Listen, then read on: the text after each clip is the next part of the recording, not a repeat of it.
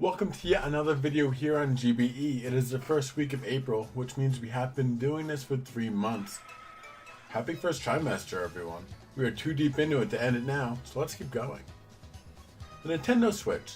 Something so great, I gave it a birthday party on my Twitch channel a week after its actual birthday.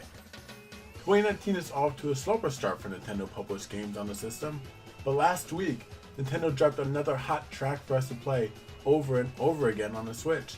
And that game is Yoshi Crafted World. Originally revealed in the Nintendo Direct at E3 of 2017, it went away for a little while with no news really coming out of it.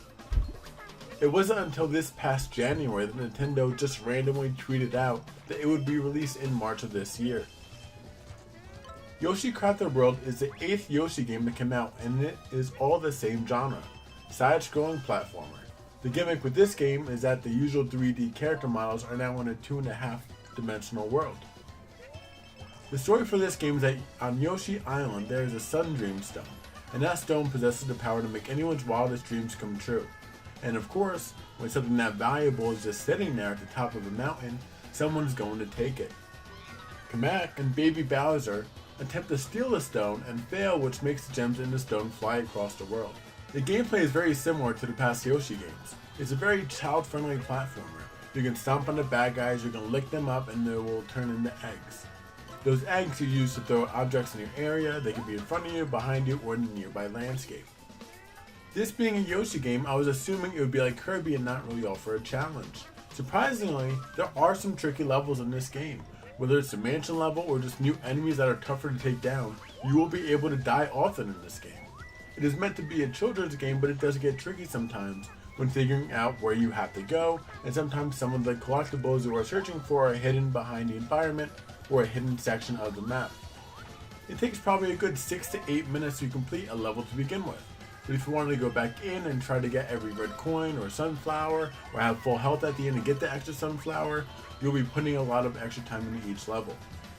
Now once you cross that finish line thinking you're done, the game will throw a side challenge at you, like finding the 3 puppies or finding a certain animal on the map and throwing an egg at it.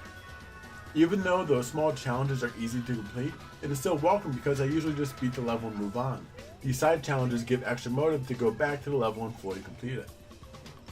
Those sunflowers that you collect at the end of each level are your lives. Each time you die, it takes one away. Make sure to collect as many as possible because they are the only way you can get to the next section of the map. There will be a tired character blocking the next area, and they need the sunflowers to get energy and move their ass out of the way. Each section of the map has at least 2 levels within it, with a gumball machine type thing where you can spend 100 other coins or more in each level to unlock costumes for Yoshi. You can get a milk carton costume, a go-kart costume, a pirate ship costume. There's so many different costumes you can unlock, each with a different level rarity. The green eggs that will come out are the common ones, red are the rare, and yellow are pretty much the epic costumes. These costumes are super adorable too. Just seeing Yoshi run around in a go-kart isn't something you thought you wanted, but the moment you saw it, you knew you needed it. One thing that I really like about this game is the art style. Nintendo games like Yoshi and Kirby tend to be more experimental with how they want their games to be styled, and besides Yoshi Woolly World for the Wii U, this is a very nice look.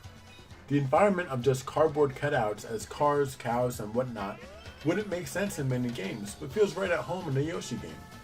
Even the loading screen of it being the side of a package with a rip-tear piece of cardboard that will get torn once it's fully loaded is one of the small things that you really appreciate. It has the same vibe that the Nintendo Labo does, and it makes me wonder if there will be any future functionality added to the game, so you can use some of the Labo creations.